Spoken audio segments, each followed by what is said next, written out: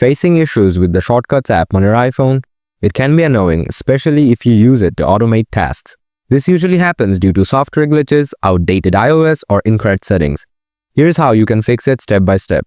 Solution 1. Restart the Shortcuts app. Open the app switcher by swiping up from the bottom of the screen. Find the Shortcuts app and swipe it up to close it. Reopen the app to check if the issue is resolved. After that, restart your iPhone.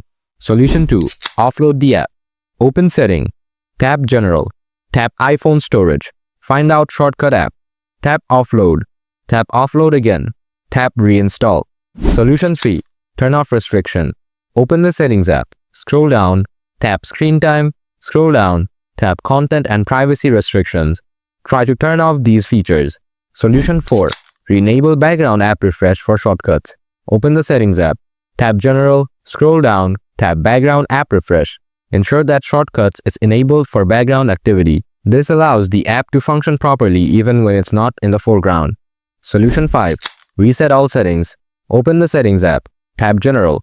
Tap Transfer or Reset iPhone. Then tap Reset. Select Reset all settings. Enter your passcode to confirm the reset. This will not delete your data, but it will reset settings like Wi-Fi passwords and app preferences. Just follow these steps and your Shortcuts app should start working again. If the issue continues, you may need to reach out to Apple support for more help.